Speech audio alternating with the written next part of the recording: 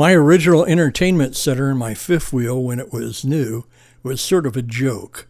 The CD drive had lots of wow and flutter. The radio was inferior, and I needed a higher quality of speakers. I tried to insert a replacement from Kenwood.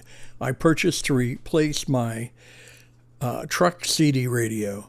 I found a factory replacement very cheaply online, so I got that for my truck. And I tried to install the Kenwood, the original one, in my fifth wheel, and I just couldn't come up with a correct. So I purchased another Kenwood. There is a big learning curve to use these radios. The radio has some power consumption, so I installed a power switch because when we store the fifth wheel, I didn't want it to run down the batteries. You'll have to set up the radio each time, unfortunately. The light is on. I know that the power is on to the radio. Note that I installed a 12-volt receptacle also. Both Kenwood radios use the same wiring harness.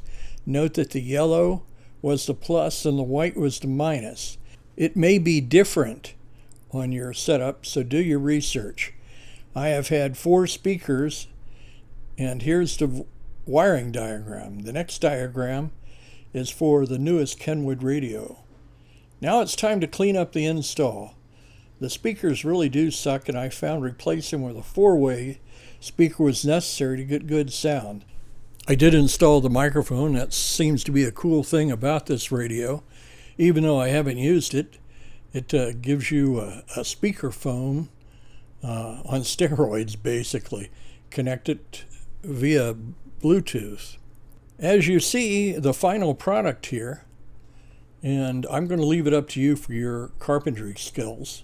I did not like working with red oak. It's very hard and it's easy to split out, but it did give me the texture of the original woodwork. Thank you for taking the time to watch this video.